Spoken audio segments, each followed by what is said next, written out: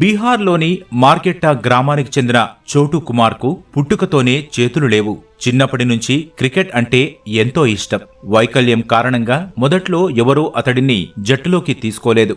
ఇంటి దగ్గరే చెక్క బ్యాట్తో ఒంటరిగా ప్రాక్టీస్ మొదలుపెట్టిన చోటు కుమార్ ప్రస్తుతం బ్యాట్ను పట్టుకొని బంతిని అద్భుతంగా బాదుతున్నాడు.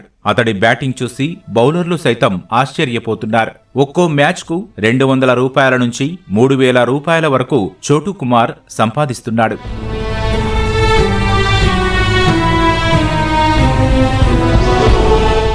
గిరియాక్లోని మా ఆశాపురి కాలేజీలో డిగ్రీ చదువుతోన్న చోటు కుమార్ క్రికెట్తో పాటు చదువుల్లోనూ రాణిస్తున్నాడు. కాళ్ల వేళ్ల మధ్య పెన్ను పట్టుకుని రాస్తాడు. ఆ నైపుణ్యంతోనే 2023లో 10వ తరగతిలో 58% మార్కులు, 2025లో ఇంటర్మీడియట్లో 68% మార్కులు సాధించాడు. రోజువారీ పనులన్నీ తానే చేసుకుంటాడు. సైకిల్, బైక్, ట్రాక్టర్ కూడా కాళ్లు భుజాలతోనే నడుపుతాడు.